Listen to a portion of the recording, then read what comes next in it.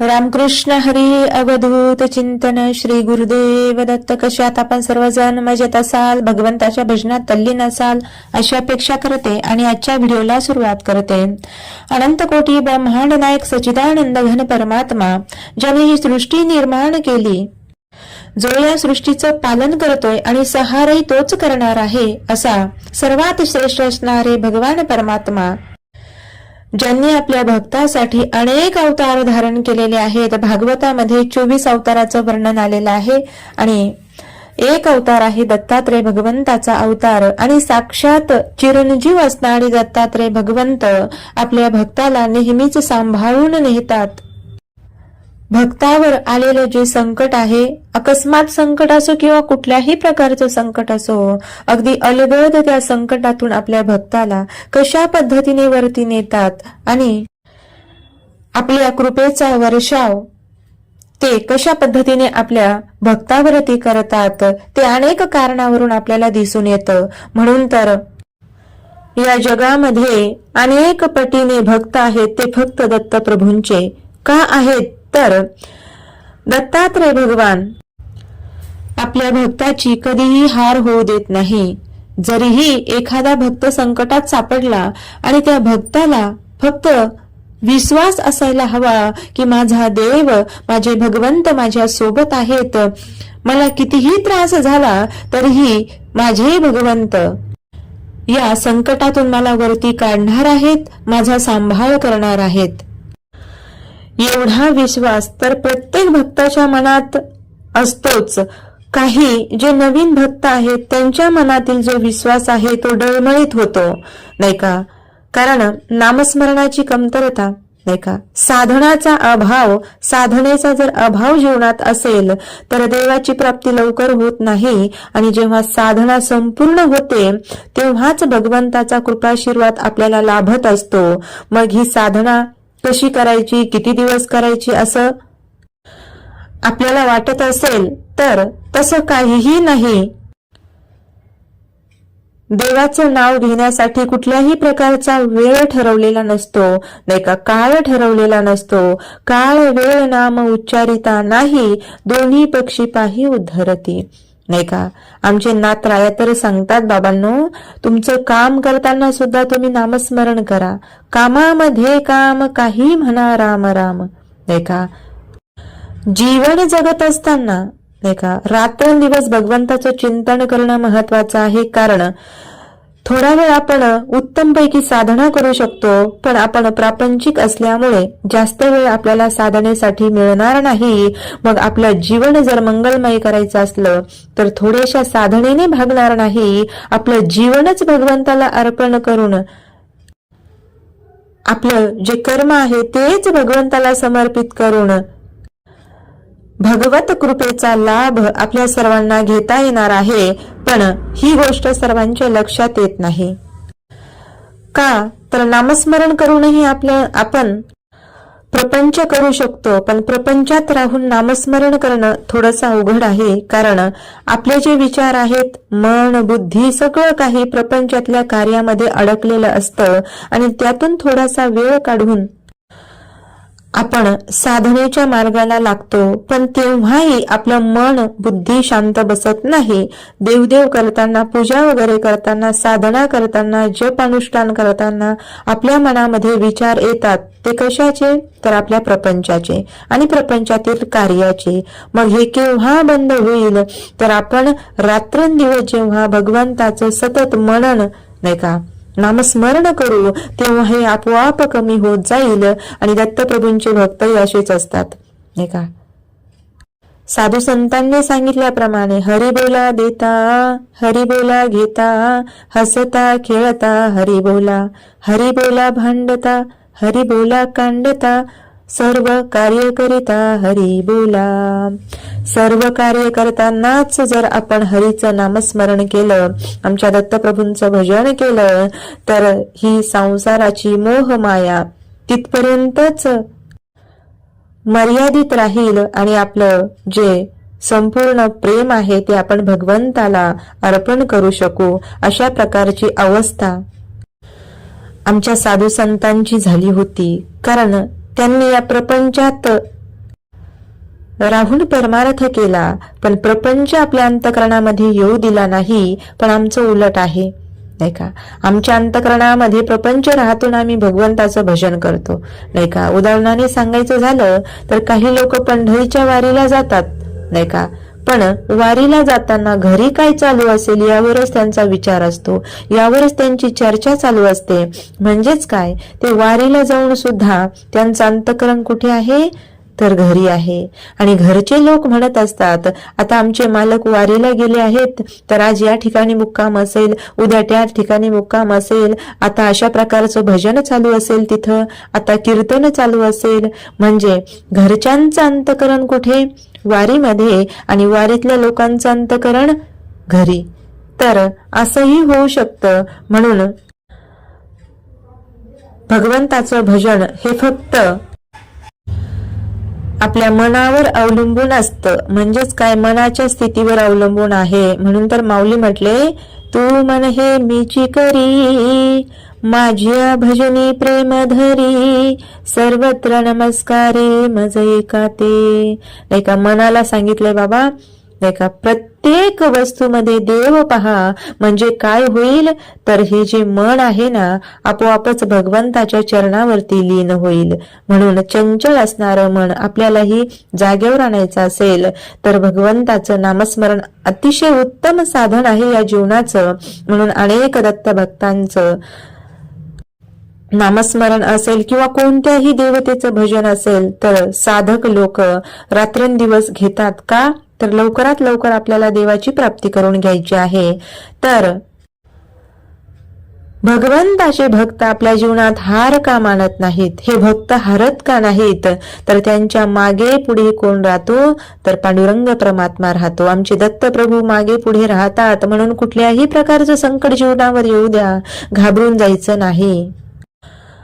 आपण फक्त त्याचं चिंतन करायचं, आणि तो तुमचा जो काही भगवान परमात्मा असेल, तो कुठलाही असू द्या, कोणताही देव असू द्या, तो भगवंत तुमची चिंता केल्याशिवाय राहणार नाही. पण त्यासाठी तुम्हाला काय करावं लागेल? तर त्याचं चिंतन करावं लागेल. तर पहा, उदाहरण सांगायचं झालं तर आपल्या प्रत्येकाच्या जीवनामध्ये कधी ना कधी कुठल्या ना कुठल्या प्रकारचं संकट हे येतच असतं. आणि असं वाटतं की आता या संकटातून आपण वरती येणारच नाही, हे संकट दूर होणारच नाही. पण तुम्ही जर दत्तप्रभूंची सेवा करत असाल किंवा कुठल्याही देवतेची सेवा करत असाल तर घाबरून जाण्याचं काही कारण नाही.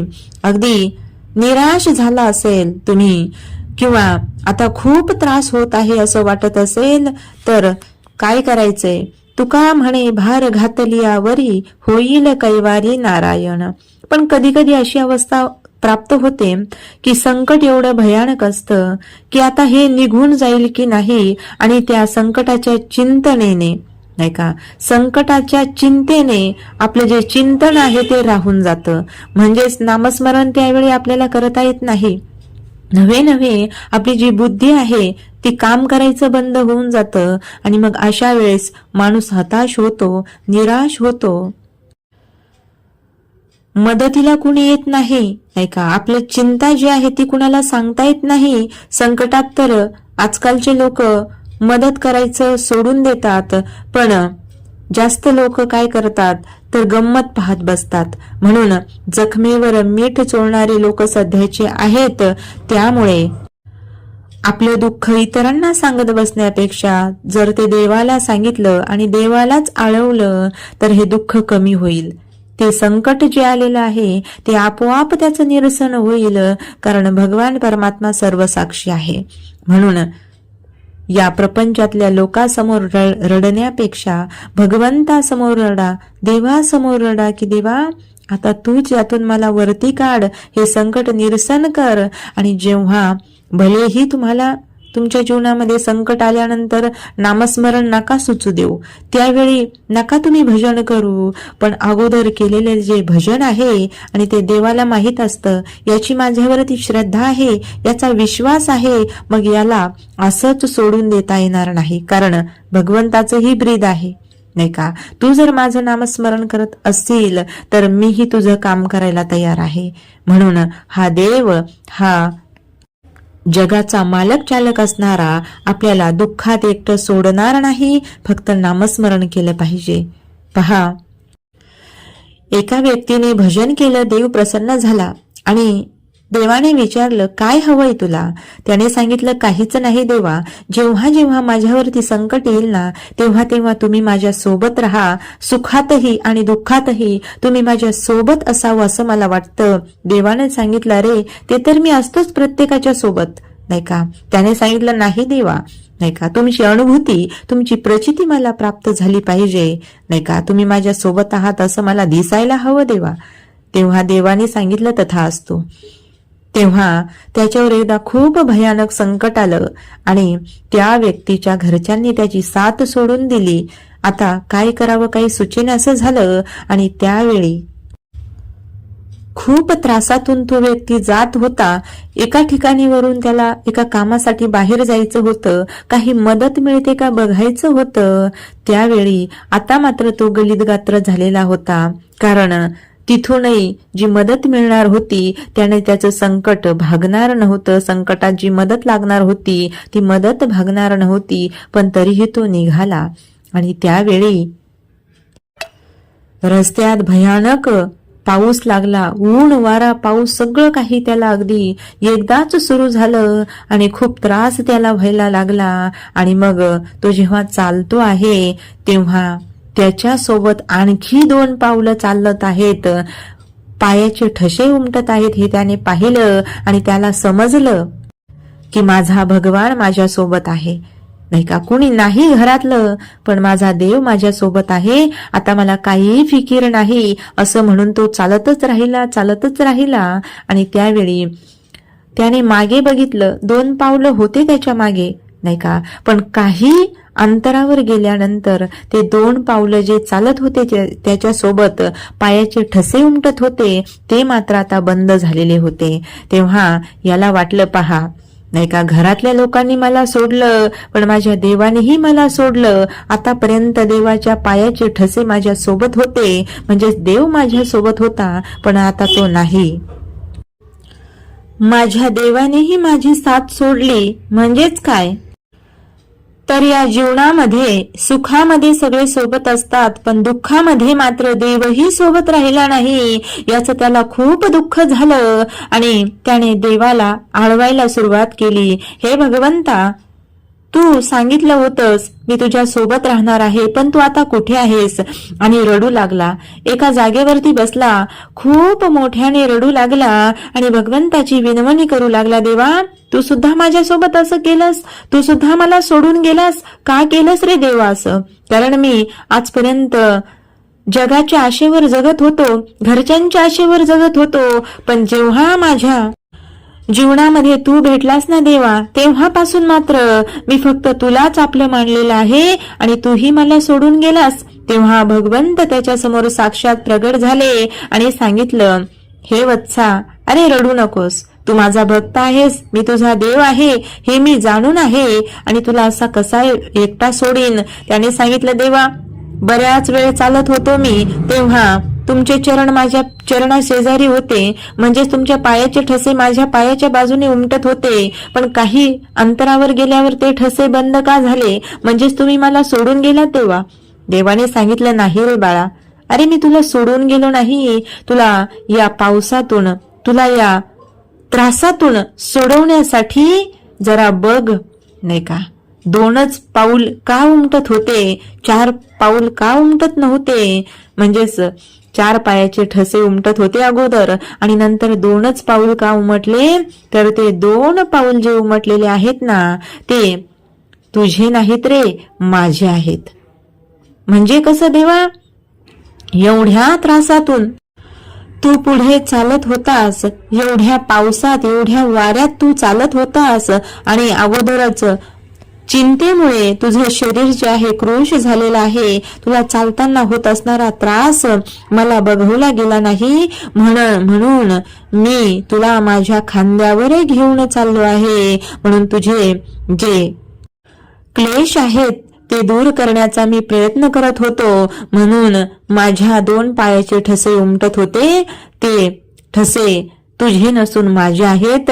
आणि तेव्हा भगवंतासमोर त्या साधकाने साष्टांग प्रणिपात केला आणि सांगितलं, देवा, खरोखर तुम्ही माझ्या सोबत आहात आणि आता मला कुठल्याही प्रकारची भीती नाही. कोणतंही संकट येऊ द्या, मी त्या संकटाला सामोरे जाण्याची माझी तयारी केलेली आहे. म्हणजेच मला काय सांगायचंय लक्षात घ्या. तुमच्या जीवनात जर संकट आले तर घाबरून जाऊ नका.